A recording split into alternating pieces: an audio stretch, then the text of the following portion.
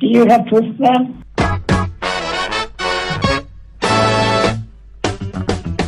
Give me the proof that I need. Hello, I'm John Kraft. This is Kirk Allen with the Edgar County Watchdogs. This short clip is going to be about Trustee Diane McGuire of College of DuPage. She keeps forgetting things that happened when Aaron Burt was the chairman, and she's focused on finding something wrong with the new board. And she is focused. Oh yeah, and we'll tell you what, let's watch this little section of video from the meeting on, what was it, 6th? April 7th, Thursday night's meeting. Last Thursday night's meeting, April 7th. Go ahead. An issue with. What about the Schwartz, Woods, and Miller? I didn't even bring them up. They have a $4,700 bill. Who are they? Who is the billing attorney? Is there a name? Schwartz, Woods, and Miller.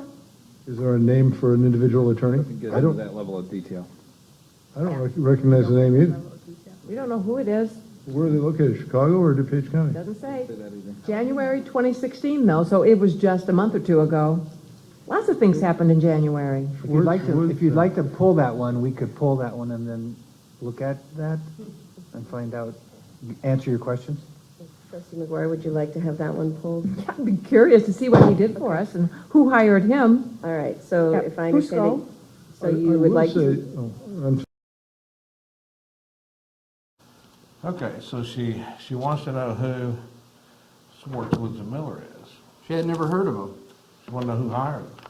Never seen that name before. And nobody on the board seemed to know who it was. Schwartz, Woods, and Miller. No clue who hired the firm. Well, I believe, that's what I mean. We said that she forgot. She keeps forgetting in her push towards finding something that this board does wrong, and it was evident a lot of times throughout that board meeting that they were insinuating, her and Aaron Burt were insinuating that things happened in January or February. A lot of things happened in January. And that was McGuire's words. A lot of things happened in January, insinuating that the board was acting without a majority vote. So before we get into all that, let's watch a video from late 2014 and Diane McGuire talking about interest payments. Go ahead. You bet. And I really was impressed with the checks and balances that are in place. And anybody who knows me on this board, and I know Dr. Tom Glazer does, I've looked at these dollar figures a lot. And I have questioned them, and we can have healthy debates on what constitutes an appropriate reserve or how we spend the money. But to question how, once the decisions are made, how it's processed, and that there's some implied dealings that are just not as transparent as they should be, I don't see it. I just don't see it. I think it's okay, and I'm not going to vote for any changes. So she reviews payments, detail. I mean, she pays attention to what's in front of her. She just forgets within a month or so afterwards. Well, She and her attempt was part of that discussion was not changing the policy to where they would print a detailed list for all the board members at every meeting. That was the gist of that discussion in 2014. yeah, But she didn't want the impress payments to be, out there for the public to view. let's show one page of that.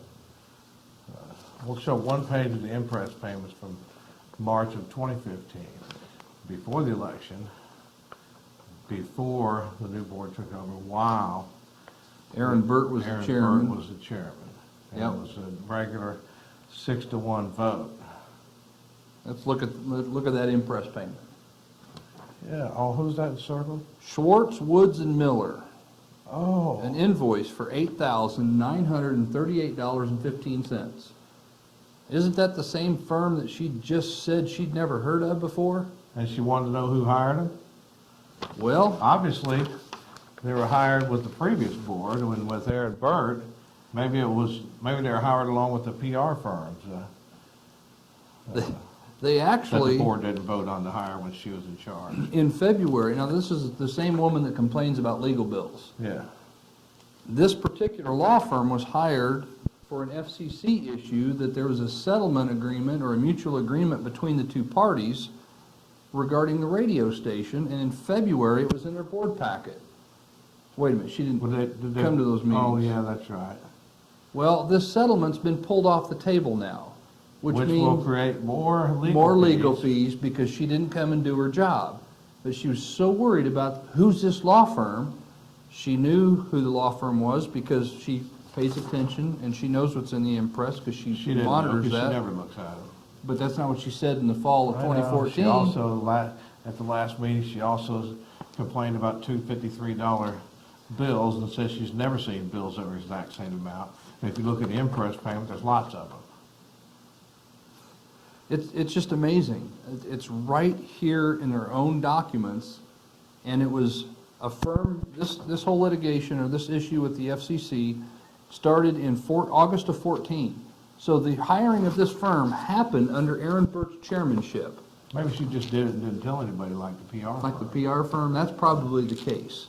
Well, this is just another example of the hypocrisy coming out from these people. This is strictly a political issue of we're going to fight everything that the other side does, right or wrong, and in the meantime, all the documents continue to point to show how really stupid they are. You know, they should reach across the aisle and get along with the new majority.